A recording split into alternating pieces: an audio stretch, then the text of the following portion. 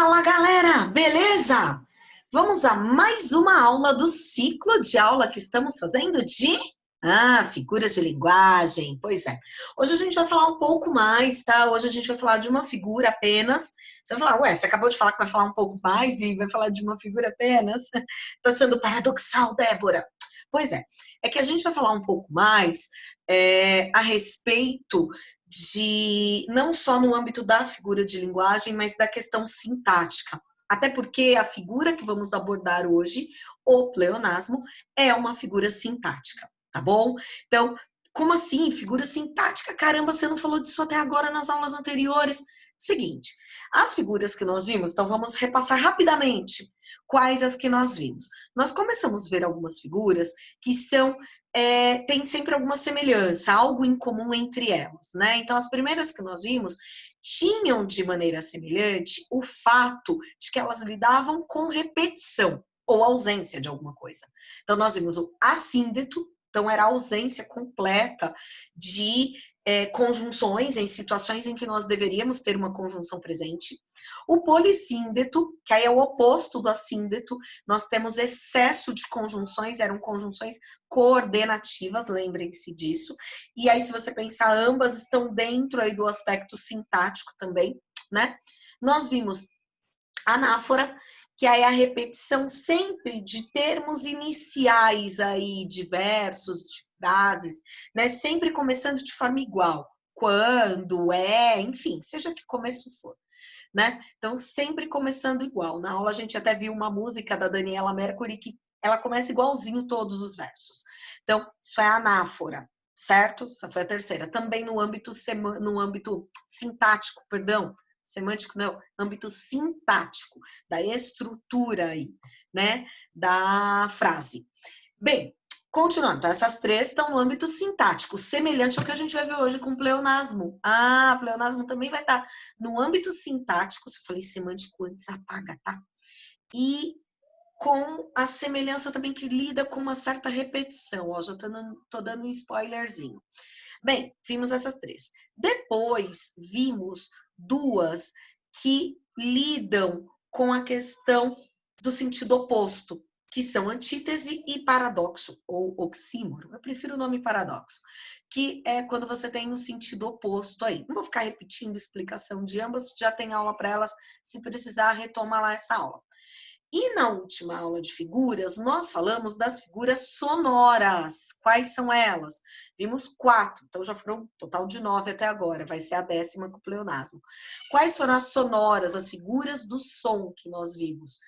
Foram onomatopeia, dos quadrinhos, né? Muito comum nos quadrinhos, representação do som. Vimos paronomásia, aliteração e assonância.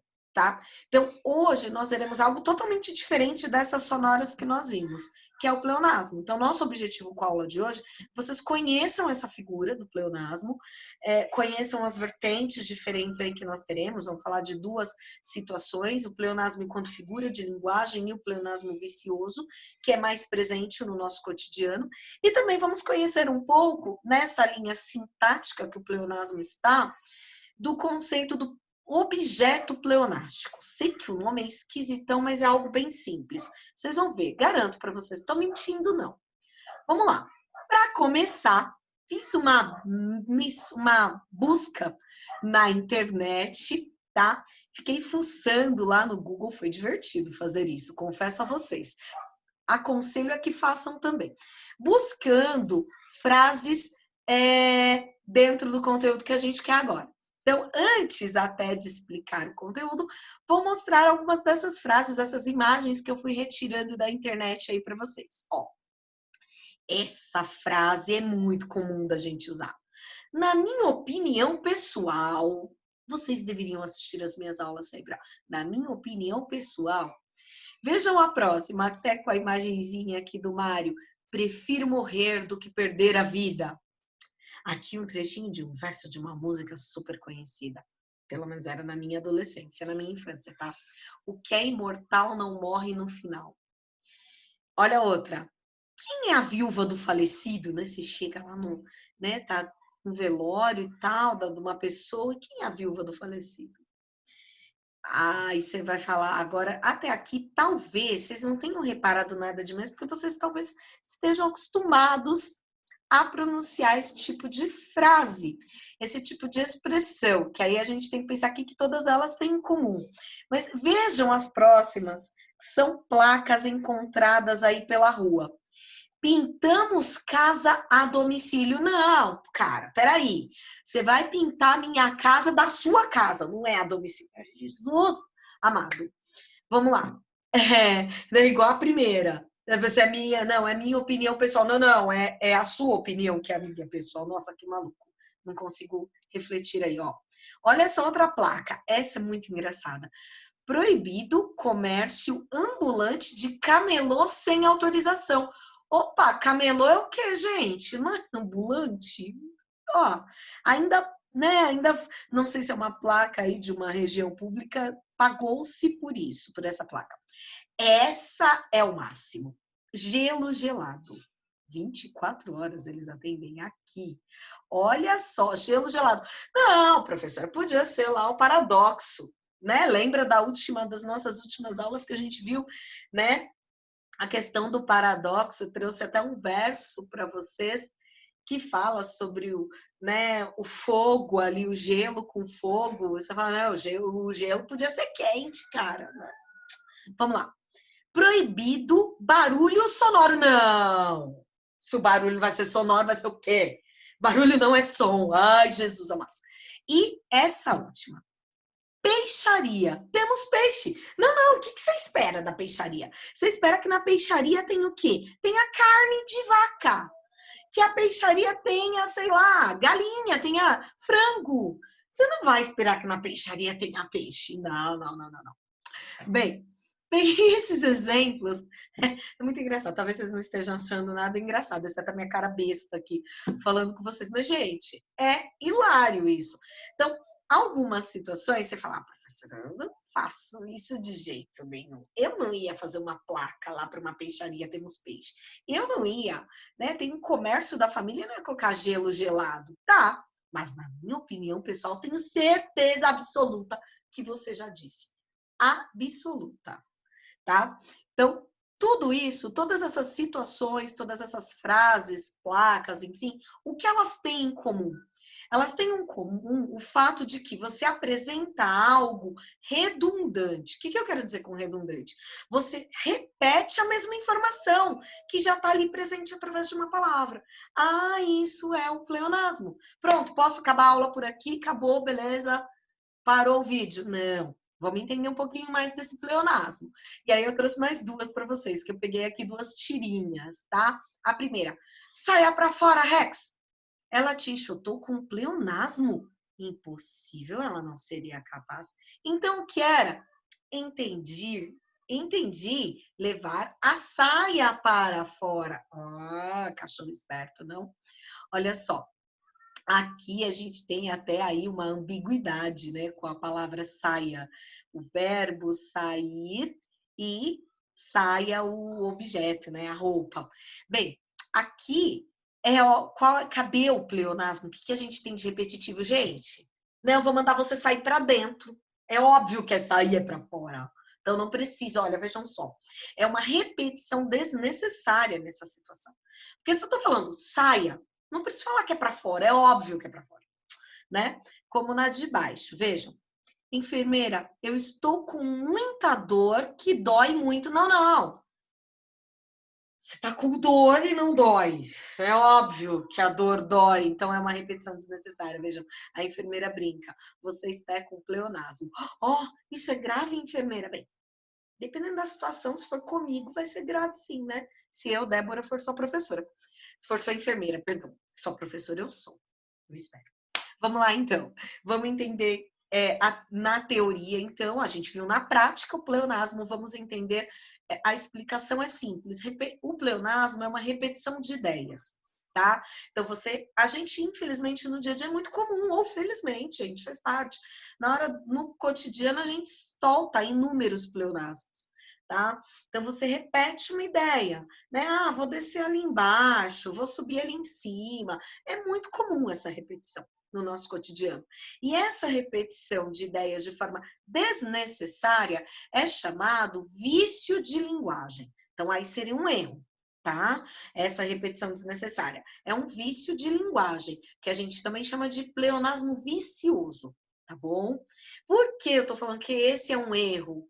Porque esse você faz talvez de forma inconsciente, você está errando com a questão linguística. Agora, quando você faz com uma intenção, a gente vai ver um exemplo já já em um poema, aí deixa de ser erro e vira uma figura de linguagem. Ou seja, é um recurso de estilo da sua escrita.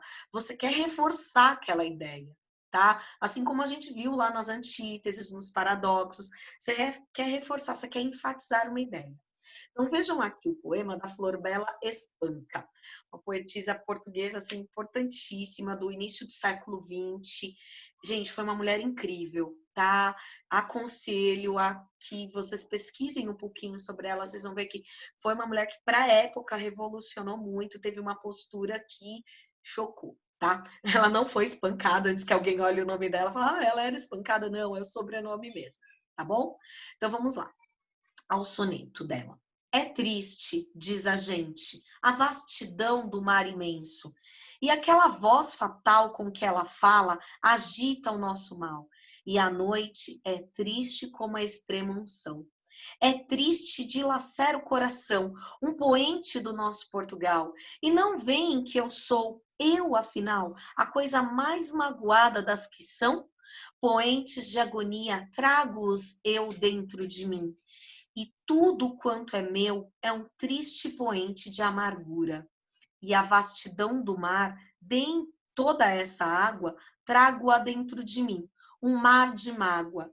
E a noite sou eu própria, a noite escura. Poema pesado, né? Ela traz em boa parte da sua poesia essa pegada mais pessimista, enfim. Mas nossa função aqui nessa aula não é ficar analisando Flor Bela Espanca, é identificar a questão do pleonasmo sendo usado aí como um estilo dela, o pleonasmo como figura de linguagem. Eu marquei para vocês aqui o último verso, vejam, no último verso, noite escura.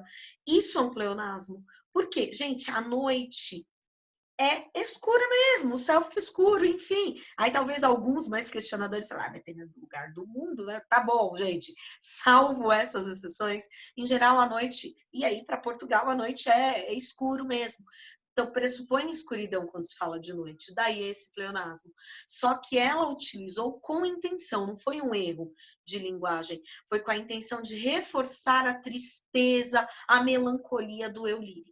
Tá? Se você perceber na primeira estrofe, ela também usa um outro pleonasmo, quando ela fala vastidão, mar imenso. Então é uma repetição, não tinha necessidade dessa repetição. Por que ela faz? Porque ela quer enfatizar o lado aí de quanta gente há do mar, quão grande ele é. Tá bom? Então é isso, pleonasmo. Tá? Mas, porém, entretanto, todavia, calma, a aula não acabou ainda. Nós temos situações em que o pleonasmo ocorre com o uso de um objeto. Você vai falar, ah, não, achei que eu tinha me livrado dos objetos, que infelicidade, objeto direto, objeto indireto. Só que na aula de figura de linguagem, não quero estudar análise sintática. Mas eu garanto para vocês que é tranquilo, que é fácil, tá? O que é o objeto pleonástico? O que é fazer uso de forma pleonástica dos objetos? É quando você acrescenta um objeto sem que fosse necessário. Você acrescenta com a ideia de uma ênfase ou de uma retomada de uma ideia, tá bom? Então, só para lembrar. O que é um objeto? É um complemento do verbo. O objeto é chamado de complemento verbal. Ele completa o sentido de um verbo. Então, verbos transitivos diretos pedem um objeto direto. Verbo transitivo indireto pede um objeto indireto. E o verbo bitransitivo pede as duas coisas. Ele pede o direto e o indireto na mesma oração, tá? Como assim? Objeto direto é aquele que não tem preposição, porque o verbo rege um complemento que não pede essa preposição, tá? Eu falei. Falou o quê? Quem fala, fala algo, ó. Não preciso de preposição para dizer o que é esse algo. Quando ele pede a preposição eu preciso, precisa de que. Vejam, a regência, o verbo precisar, ele já pede a preposição de. Tá? Só para lembrar rapidamente. Então, vamos ver as situações. Vocês vão ver que é facinho, facinho, tá? Então, vamos ver as situações aí desse objeto aparecendo para dar um realce, tá? Para situações. Então, primeira situação, quando eu tenho um objeto direto funcionando como um objeto de realce, tá? O que vai acontecer? A gente vai ter o objeto no início da frase, ou seja, ele está fora de lugar. A gente tem a frase na ordem indireta, porque lembra, a ordem direta seria sujeito, verbo, objeto. Quando a gente coloca o objeto lá no comecinho, percebam que a gente também vai ter que usar uma vírgula, tá? Coisa que a gente não tem aí. Normalmente, na ordem direta, você não separa o objeto do verbo com vírgula. Mas como a gente começa a frase com ele, há a vírgula. Então, ó, a vida. Pedro a valorizava apesar dos obstáculos. Então, observem. O que o Pedro valorizava? O verbo transitivo direto aqui. O Pedro valorizava a vida. Então, o objeto está aqui no começo. O que aconteceu? Para realçar, a gente faz a inversão, colocar o objeto lá no começo e, ao mesmo tempo, usar um pronome oblíquo átono, quando a gente fala átono porque o som é mais fraco, então usamos o pronome oblíquo átono, pode ser o ou, o a, depende da questão da concordância de gênero, tá? Então a gente usou o a porque é a vida, feminino. Então, você, quando usa esse a, é para realçar. Então, você usou o objeto pleonástico, porque já havia um objeto ali, e eu usei um objeto direto, um pronome, sendo que já tinha, não precisava de outro, lembra? Pleonasmo é repetição. Então, a gente usa para realçar a ideia do quanto ele valorizava a vida, tá? De que ele valorizava era a vida, tá bom? Próximo. Mesma situação, só que agora é um objeto indireto, porque o verbo vai ser transitivo indireto, ou bitransitivo, enfim. Olha só, a gente tem aí o objeto indireto usado também no início da frase para dar realce, né? E aí, para esse realce, no caso do objeto indireto, os pronomes oblíquos que são utilizados são o lhe e o lhes, que aí vai dar a ideia de para ele, para eles, tá? Então, ó, ao inimigo deu-lhe uma boa resposta. Então, olha só, o verbo dar é um verbo bitransitivo, ou seja, ele é transitivo direto e indireto. Quem dá, dá algo para alguém. Sem malícia, eu dei uma boa resposta ao inimigo. Aí, no caso, está na terceira pessoa. Deu, né? Ele deu. Ele deu o quê? Uma boa resposta, é o objeto direto. Para quem ou a quem, que aqui a gente vai ter, ó, a preposição a, né? Ao inimigo, já tá aqui o objeto indireto, eu marcando de novo, que tonta. Então, aqui é o objeto indireto. O lhe, ele aparece como um objeto pleonástico, ele reforça a quem foi dado uma boa resposta, né? Ao inimigo, deu-lhe uma boa resposta, tá bom? E a gente tem uma última situação, que é realçar tanto o objeto direto quanto o indireto, realçar os dois. Quando isso vai acontecer? Vejam só, empregando-se na mesma frase e com a mesma referência. Ai, que maluco esse aqui é meio doido. Porque a gente vai ter a mesma referência. Os dois objetos vão falar da mesma coisa. Olha só, a mim não me parece uma boa ideia. Como assim? Olha só, não parece uma boa ideia para quem? A mim. Olha só. Então, aqui eu tenho um objeto indireto. Vejam, ele sempre, aqui nesse caso, não vai ser um pronome oblíquo, tá? Aqui, quer dizer, perdão, é um pronome oblíquo, mas não um pronome oblíquo átono, tá? Sem som, ou com som mais fraquinho, ou mais tônico, mais forte. Então, a gente vai ter o uso do mim, que é o tônico, e o me, que é o átono, tá? Você vai falar, mas não precisava ter esses dois, caramba, para quê? Né? Ter esses dois? Então, você usou dois pronomes, pronomes oblíquos como um objeto, tá? Um apareceu acompanhado da preposição, e o outro não precisava. Por que usou-se dessa forma? Para realçar. Aqui, no caso, são dois objetos indiretos. tá? Mas poderíamos ter uma situação com 2 objetos diretos, tá bom? Talvez essa última tenha sido a que ficou mais chatinha, se for o caso, reveja a minha explicação. Vamos fazer alguns exercícios e aí eu espero que vocês compreendam um pouco melhor, tá bom? Mas eu acho que o comecinho do pleonasmo ficou tranquilo, né? Então, beijos, um ótimo dia para vocês, noite, tarde, não sei que horas estão assistindo a essa aula. Nos vemos na próxima. Até mais!